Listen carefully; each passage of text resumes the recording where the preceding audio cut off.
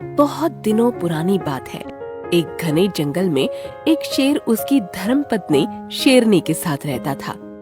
एक दिन शेरनी ने शेर से कहा, देखो जी, तुम्हारी सांस की बहुत बदबू आती है।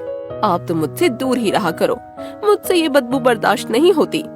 शेर को ये सुनकर बहुत गुस्सा आया और कुछ शर्मिंदगी भी महसूस हुई, पर आखिर पत्नी के सामने वो कर भी क्या सकता है। पर अब उसे महसूस होने लगा कि क्या सच में उसकी सांस की बदबू आती है या फिर शेरनी ही झूठ बोल रही है। ये जानने के लिए वह जंगल में चला गया। कुछ दूर चलने के बाद उसे एक बकरी घास खाते दिखाई दी।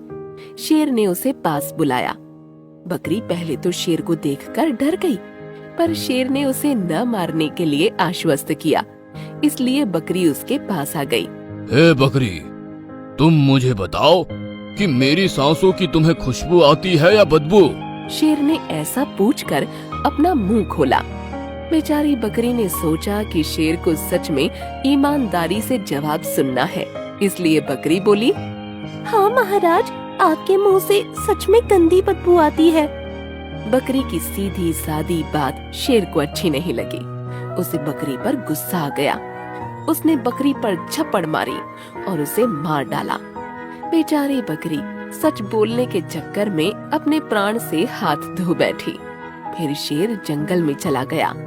रास्ते में उसे भालू मिला तो उसने भालू से पूछा, हे भालू, तुम्हें तो सूंघने की अच्छी आदत है। मेरी मुंह को सूंघो और मुझे बताओ कि मेरे मुंह से बदबू आ रही है या नहीं।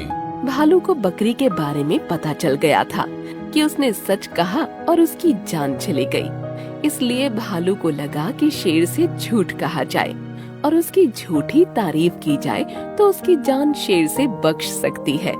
इसलिए वो शेर से बोला, हुजूर, आपसे किसने कहा कि आपके मुंह से बदबू आ रही है? अरे ये तो बड़ी अच्छी खुशबू है, मानो गुलाब के फूल आपके मुंह में हो। शेर को पता था कि भालू झूठ बोल रहा है, इसलिए वह गुस्सा हो गया और भालू पर झपट पड़ा और उसे भी मार डाला। बेचारा भालू झूठ बोलने की वजह से अपनी जान से हाथ धो बैठा। कुछ देर बाद शेर लोमड़ी के पास पहुंचा और शेर ने उससे पूछा, मेरे मुंह को सूंघो और बताओ कि मुंह से बदबू आ रही है या खुशबू। लोमड़ी बहुत होशियार थी। उसे शेर के गुस्से के बारे में भी पता था, इसलिए लोमड़ी ने अपने गले को 2-3 बार साफ किया और साथ में कुछ खांसने का नाटक किया और बोली, महाराज, मुझे माफ कर दीजिए।